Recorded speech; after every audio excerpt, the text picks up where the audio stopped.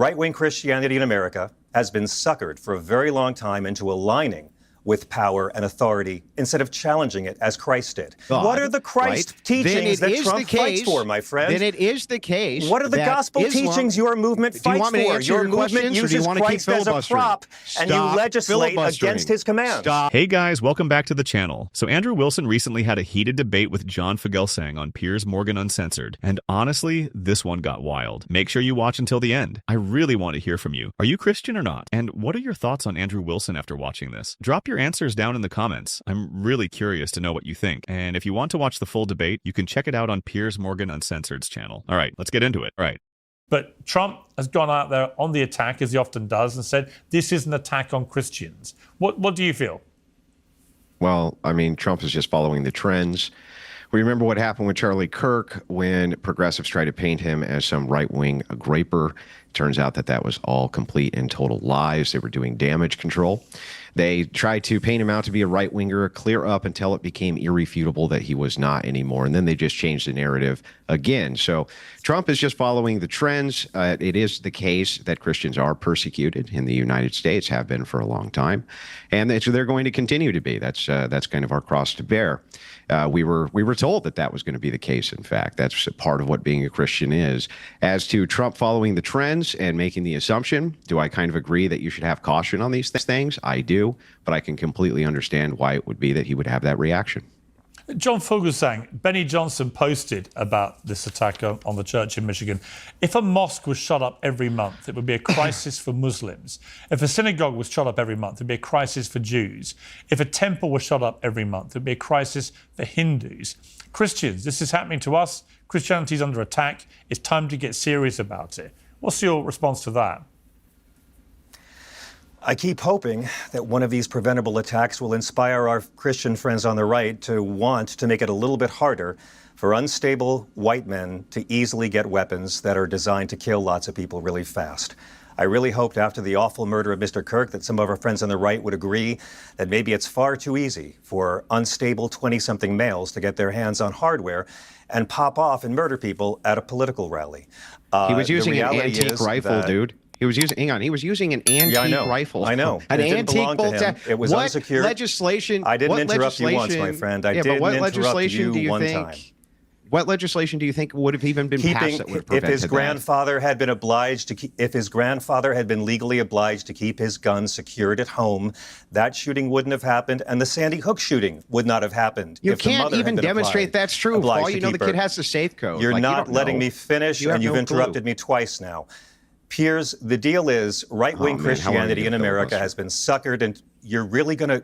I'm going to answer Piers's question, my friend. I didn't interrupt you. Right-wing Christianity in America has been suckered for a very long time into aligning with power and authority instead of challenging it as Christ did. Donald Trump didn't get the love of evangelicals by promising to do a damn thing Jesus commanded of us. Right-wing Christianity does not fight for the things Jesus commanded and taught us to do. Right-wing Christianity fights for conservative Christian power over every level of society. They do not fight to welcome the stranger, as Christ commands in Matthew 25 and as God commands throughout the Old Testament. They do not fight for individuals and nations to care for the sick and the poor, as commanded by Christ in the judgment of nations. They fight for right-wing conservative Christian power, and America is suffering from a gun plague where children are now killed by guns more than disease, more than they are killed by car accidents. And I keep praying this is exactly the sort of situation where a religion based on love and empathy will come to our rescue. And yet, our conservative Christian friends are locked in this mindset that somehow personal freedoms matter more than the lives of Americans. So what John Fugelsang said there really hits at the core of something most people don't want to admit, that America has a gun problem that's become the leading cause of death for children. And that's not an exaggeration. According to CDC data, firearms have been the #1 cause of death for children and teens in the US since 2020, surpassing car accidents. That's a shocking reality, and it shows where priorities have gone completely wrong. Now, Andrew Wilson earlier was saying Christians are persecuted in the United States, have been for a long time, and that's our cross to bear. In my opinion, that framing misses reality. Christians make up about 63% of the U.S. population. They are the majority, not a persecuted minority. When someone frames gun policy debates as an attack on Christians, it creates a victim narrative that distracts from the real issue, keeping weapons away from people who shouldn't have them. And Fugelsang's point about priorities, that's exactly what keeps this cycle going. Every time there's a mass shooting, the conversation becomes, don't touch my rights, instead of how do we prevent this? If any other product was ending children's lives at this rate, there would be recalls and government action immediately. But because it's firearms, the political system stalls. In my opinion, there's a real contradiction here. Many people who call themselves pro-life defend policies that lead to preventable deaths of children. It's not about questioning faith, it's about pointing out when political identity replaces core values. And that's what Fugelsang meant when he said American Christianity has aligned with power instead of challenging it. And looking at history, he's right. If this doesn't change, we know what happens. Same tragedies, same talking points, same inaction. Because defending rights without protecting lives isn't principled, it's just choosing ideology over reality. Well, not really. So the idea of Christian nationalism is just that Christians remain the culturally dominant force in the United States. That's it. That's the entire proposition. Everything else is an addition. So the gentleman over here, for instance, a quick question for you.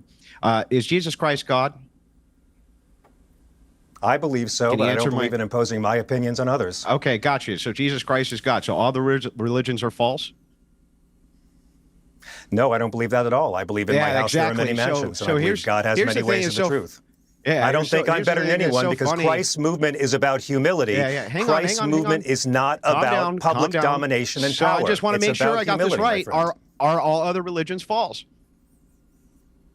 I don't believe that at all, no. And I don't believe right-wing Christianity is true either. Is Islam right-wing Christianity does not... Answer my question, dude. MAGA is Islam does true? Not fight for the teachings of Christ. Is Islam true? Why? Is Islam true? Islam believes in the same God as Christians. Do you believe we should welcome the stranger as God and Christ command, or do you believe in Donald Trump? Wait, they believe Jesus Christ is God? It's not my religion. They believe Christ is a prophet. So then it's the Virgin false. Mary is mentioned more in the Holy Quran than she's mentioned in the Bible. I'm going to walk you through the logic here. If Jesus Christ is God, what are the Christ teachings that Trump fights for, my friend? Then it is the case. What are the gospel teachings your movement fights for? Your movement uses Christ as a prop, and you legislate against his commands. Stop filibustering. Dude, you interrupted me. Your question. So I was in the middle of it. I asked you a single question and was getting to the follow-up, and you go on these long diatribes. You asked 2 questions. Listen to what I'm saying.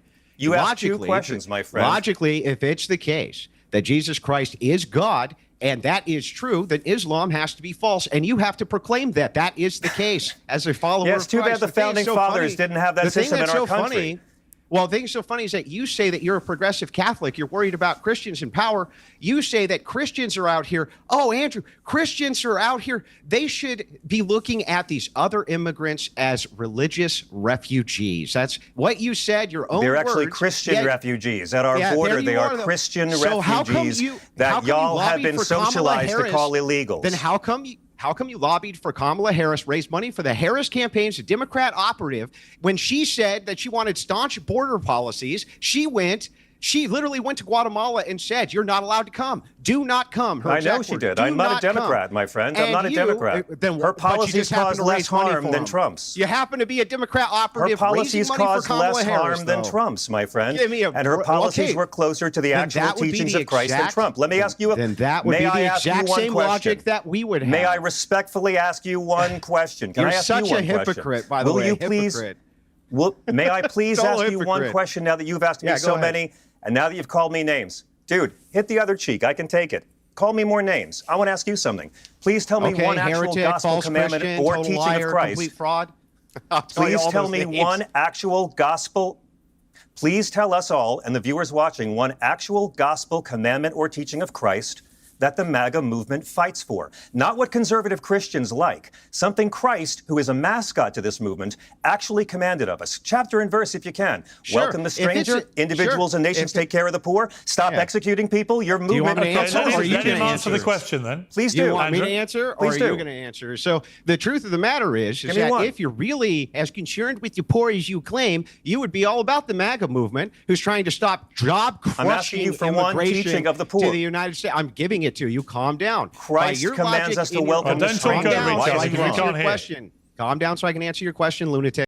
I mean, how can Andrew Wilson expect to educate anyone about Jesus or faith with that kind of attitude? It completely goes against what Jesus actually taught. It's the very definition of contrary to his teachings. You can't claim to speak for God while mocking people mid-conversation or calling someone a lunatic just because they challenge your view. That's not defending Christianity. That's performing ego under the name of faith. John Fugelsang asked a fair question, one that a lot of people avoid. Name one actual gospel commandment that the MAGA movement fights for. And notice what happened next. Instead of answering directly, Andrew started deflecting, changing topics, and attacking the person instead of addressing the point. That's what happens when faith gets replaced by politics. When your belief becomes a brand instead of a moral compass, you start defending power, not principles. Let's be real. The teachings of Christ are crystal clear. Love your neighbor, welcome the stranger, care for the poor, turn the other cheek. None of those values are reflected in how the MAGA movement operates or how Andrew handled himself in that conversation. He got visibly angry at the idea that compassion could exist outside of his political identity, which is exactly the problem Fugelsang was exposing. In my opinion, this is what happens when religion gets politicized. People stop using scripture as a guide for empathy and start using it as a weapon to prove superiority. Jesus didn't shame the sinner, he ate with them. He didn't seek earthly dominance, he challenged it. So when someone like Andrew Wilson yells over people and mocks them while claiming to represent Christ, it's not evangelism. It's hypocrisy dressed up as holiness. And here's the bigger danger. When faith leaders or influencers behave like that on national platforms, it teaches others that arrogance equals conviction. It normalizes hostility as righteous anger. But what it really does is push more people away from faith entirely. If the loudest voices in Christianity act like this, then the message of love, forgiveness, and humility gets buried under political theater. I'm going to answer it precisely. Here's how it works. Names of this guy. If it is the case that you make these bold claims like you do in your book, that Christians ought to be paying taxes for the poor so that we could, for the poor, we got to give it all to the poor. That's what your view is. That's not my suggestion, bro. That's Jesus' suggestion. Then it would be the case. Then it would be the case that you would not want these job-crushing waves of mass migration coming to the United States, which displace one teaching of Jesus, the poor. Andrew. Just one. They displace the poor. Give me one teaching of Christ. I just explained to you that Give me if one it's the teaching case, of Christ you fight for. I just did. I just explained to you, if you really want to uplift the poor, you don't do it with crushing mass migration. What Jesus teaching did you explain? I just explained to you that by your view of what Christians ought to be doing, we are doing it. Do you not understand this? Christ says that individuals and nations will be judged. Christ says in Matthew 25 that individuals and nations will be judged, heaven or hell, and by how they care for the sick, care for the poor, welcome the stranger, and care for those in prison. MAGA legislates and votes against these commandments of Jesus. And what was the Kamala Harris? What was the Kamala Harris Christian doctrine that you were for? Kamala Harris is closer by light years to the teachings of Christ than the Republican Party, but I don't consider the Democrats to be. I'm not a Democrat. Where you on the treatment of immigrants, on anti-racism, on women's equality, on helping the poor, on making health care more accessible, on having less gun violence. I could do it all day, my friend. All right, Isabel. So was that the epistle that made it up? Jesus said, "Thou shalt not have guns." Gentlemen, let the lady on the panel talk, please.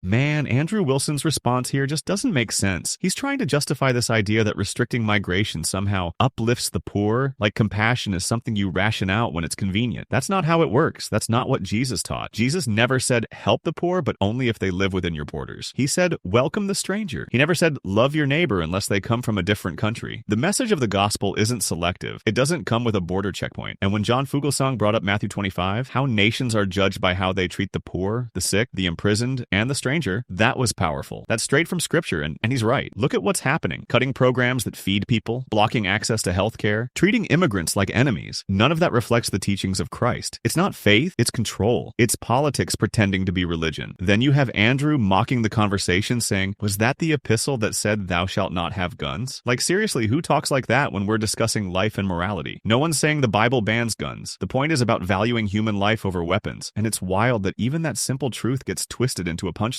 This whole exchange really shows what's gone wrong with so much of this modern Christian nationalism stuff. It's not about love, mercy, or forgiveness anymore. It's about dominance. It's about who can shout the loudest and control the narrative, and that's not what Jesus represented. Jesus stood with the weak, not the powerful. He healed the sick, fed the poor, and welcomed the outsider. So when people use his name to justify cruelty, that's not faith. That's pride pretending to be holiness. And here's the scary part. When people like Andrew behave this way publicly, it sets an example. It tells others that arrogance equals conviction, that mocking equals equals strength. It's teaching people that Christianity is about control, not compassion. And that's dangerous because that's how faith turns into something empty. So what do you guys think about Andrew Wilson after hearing this? Because to me, it's clear he's not practicing what Jesus preached. He's twisting it to fit his own narrative. Drop your thoughts down below. I really want to know how you see it. And don't forget to hit that like and subscribe. We've got more breakdowns coming that expose this kind of hypocrisy for what it really is.